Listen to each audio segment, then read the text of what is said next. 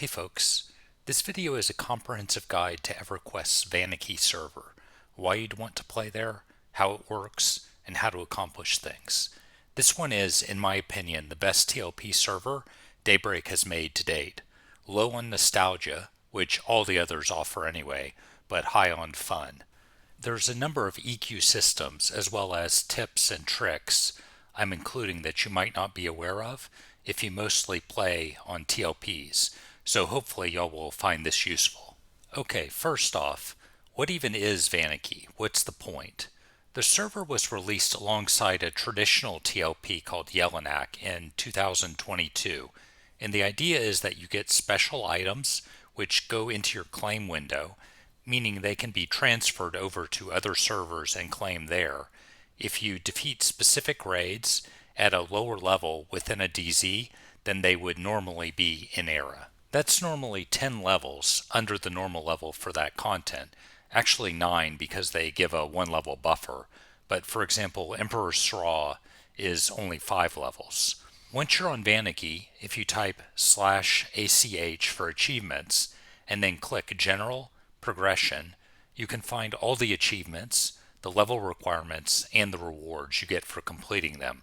You don't actually see what the reward is, only its name, but a lot of them are self-explanatory. One important thing to mention is that the achievement is rewarded to everyone in the raid, or group if you don't even form a raid, that gets the kill credit.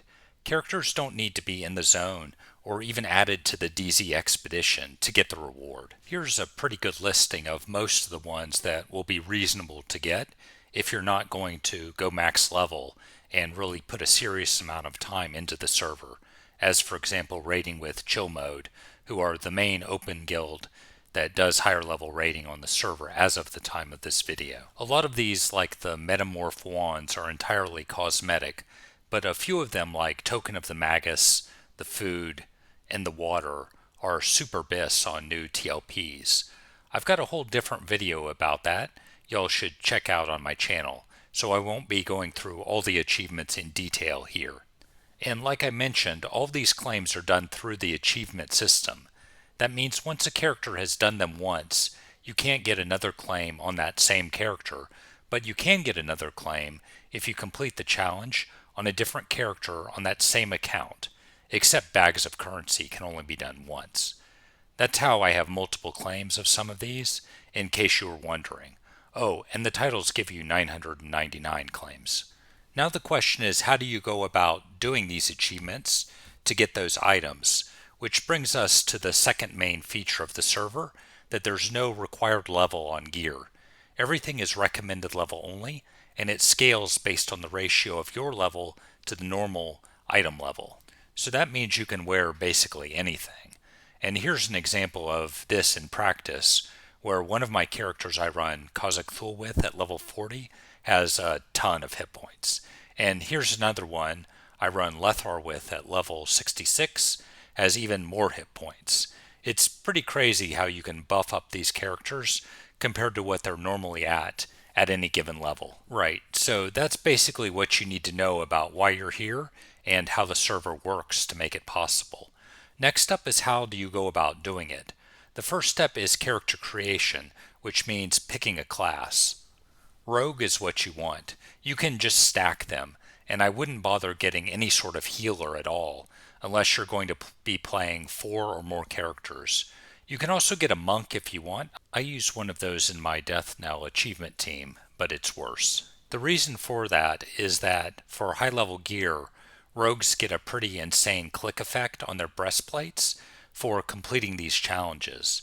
Here, for example, you can see the Knight of Shadows one. It says does 640k damage initially and 25k bonus damage for the next 50 hits. So here's an example of how that looks when you click it while doing Emperor's Straw. Ouch. And that brings us to gearing up your characters.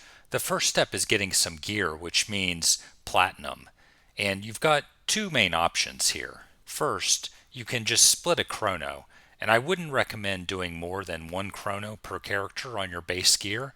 Second, if you haven't played until the House of Thul expansion before, it introduces the loyalty system. So you can go to the loyalty vendor in Plane of Knowledge, and unless you're on a new account, you can probably just buy a bunch of plat from it. I believe 5,761 loyalty, like this guy has, is the max you can accumulate, but that's plenty to get quite a lot of plat to start gearing yourself out with. The bazaar is usually pretty good about stocking up for the latest armor molds and other items, which as of the making of this video was Night of Shadows, but don't be afraid to get stuff that's not quite as good. Conflagrant is a good option, for example, that's pretty cheap, but I wouldn't go much below that. Make sure you get a decent charm item as well. I don't know if this is a bug or not, but it seems to avoid the recommended level scaling thing here, so it'll give you a big chunk of hit points starting out even at level 1. Don't skimp on the breastplate molds either, but the other gear definitely downgrade if you run out of plat. It won't matter a bunch. Apart from the molds, just search by hit points in Bazaar and Bargain Hunt. All the gear at this stage in the game is going to be pretty standardized, so you won't be missing anything important. Just remember to right-click the items to get the AA effects saved to your character. Besides the breastplate, and you can't do this in the Bazaar, the main gearing consideration is snagging a honed Worm Slayer. This item is just insane on Vaniki. As you can see here, it mitigates the first 1750 melee damage of any attack, and it's not scaled by level. So if you're wearing one of these, you're basically immortal for quite a while. The Honed Worm Slayer is from the Empires of Kunark expansion. That's level 105 content, so you're not going to be able to farm one yourself when starting out. Loot rights tend to sell for about 1 chrono, if you can't find someone just rotting them out, which happens from time to time. Just yell out in general chat you're looking for one, and keep in mind it drops at least 2 of them per kill. Just a quick note about the classes available on Worm Slayers. With I believe the introduction of personas, you can equip this on any class, not just the ones listed, and get the aura benefit, although you will just hand-to-hand attack if it's not one of those classes. You're going to want to be on rogues anyway, although they won't backstab, so it's fine, but just so you're not confused what's going on here. The aura is also a buff in your song window, so occasionally when you're fighting dispel mobs, you'll need to re-equip it to bring back the aura. Just bandolier spam that if needed. There's a third item for Vaniki you'll want to look into, which is the Unified Phoenix Feather, which gives you a huge DS and regen for 30 seconds, and is great, for example, for clearing trash. Just round up everything with a Honed Worm Slayer on and sit. It's only available during the anniversary quests period, so you can't get this one until spring. Okay, now we've got our team together and we're ready to start leveling. The first challenges happen at level 40, so you will want to stop leveling there to get those before you continue on.